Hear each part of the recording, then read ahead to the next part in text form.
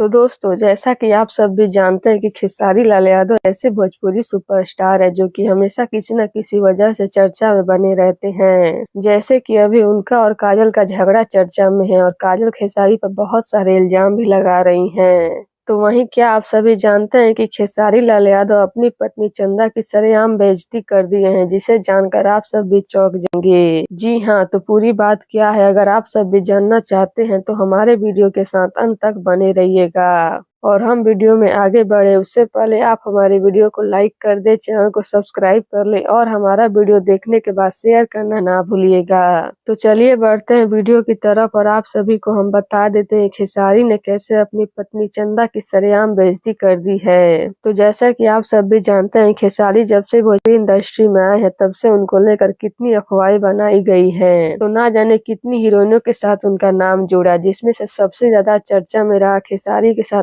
अक्षरा और काजल की जोड़ी। और खेसारी सरेआम बोल दिया है कि उनको काजल और अक्षरा से प्यार हो गया था, क्योंकि उन्होंने इतनी सुंदर लड़की कभी देखी ही नहीं थी और आज भी उनको काजल और अक्षरा के अलावा कोई और सुंदर नहीं दिखती है। खेसारी ये बोल तो दिए, लेकिन इसी बीच वो अपनी पत्नी चंदा की सरेआम बेइज्जती भी कर दी है। जी हाँ, क्योंकि खेसारी ये सबके सामने बोलकर यही जता रहे हैं कि उनकी पत्नी चंदा खूबसूरत नहीं है और इस वजह से उनको बाहर की लड़कियों से प्यार हो जाता है। उनकी पत्नी चंदा घर संभालने के लिए बहुत बढ़िया है, लेकिन सुंदर नहीं है। जी हाँ, इस तरह खेसारी ने सरेआम किसी और लड़की को सुंदर बोलकर चंदा की सरेआम बेइज्जती कर दिए हैं। तो अब इस पर आप सभी का क्या कहना है? क्या खेसारी सही किए हैं? अपनी राय नीचे कमेंट बॉक्स में जरूर दीजिएगा। धन्यवाद।